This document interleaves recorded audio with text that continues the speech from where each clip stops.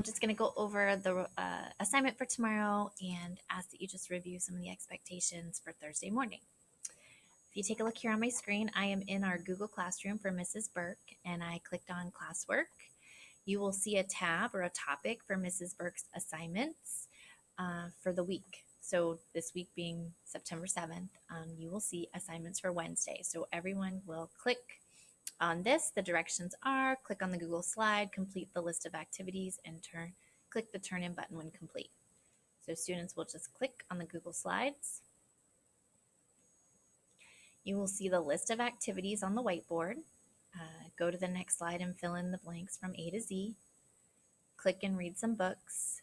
Complete the Google slides and choose one book you read today in the library and use your journal to draw or illustrate your favorite part. So for step one, you're just going to click on the next. Students will click here.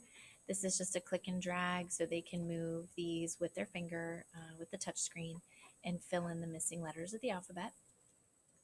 For here, they're going to click either Epic, or if they click on the books, it will take them to our Bitmoji library where they can open and preview the books. You can maximize this if they're having a hard time just seeing it. And then they can just click on any of the stories and listen to them.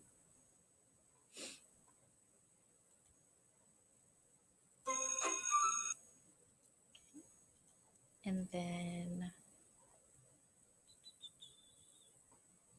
math, you're going to click on the math word and it will open up the digital slide.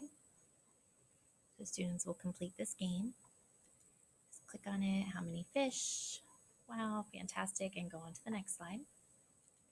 And then last, they will choose one of the books they read either on Epic or the Bitmoji library, or if they are doing Raz Kids and I want them to draw and write about it in their journal. Once all of these things have been complete, you go to, it's either going to be on this page, you'll see a button that says submit or turn in up here at the top, or if you go back into the Google Classroom, you should see it here in the right hand corner, click and submit. Just when everything's done, just make sure they click that button so that it gets turned into me, and then I can see that they completed all their lessons for the day. The other thing I wanted to chat about real quick would be the expectations. If you could just review the expectations. I think today went really well given, day one of remote learning online. The kids did pretty well, but it was a long time to sit. And so I understand that. So just some things to make that go a little smoother. I would suggest having students sit in a desk or a place where they can have their feet on the ground and their laptop in front of them and their materials around them. Sitting on the couch or sitting on the floor, it just makes it a little easier to wiggle and move around if they have the space. So try to have a space that mimics or is as close to the classroom as you can. Maybe separating from some of their siblings. I know that can be hard. Especially if you have multiple students learning, but if possible, if you do have a space that they can be separated from, that would be great. And then the other thing, just the mute button.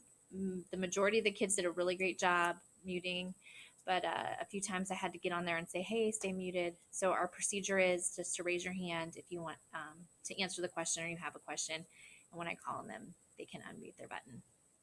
Other than that, I think today went really well and I'm excited. So tomorrow, no live sessions on Wednesday, but I am available on Dojo and on GoGuardian, so I will be on in the morning to help them if they have any questions, or you can send me a message on Dojo.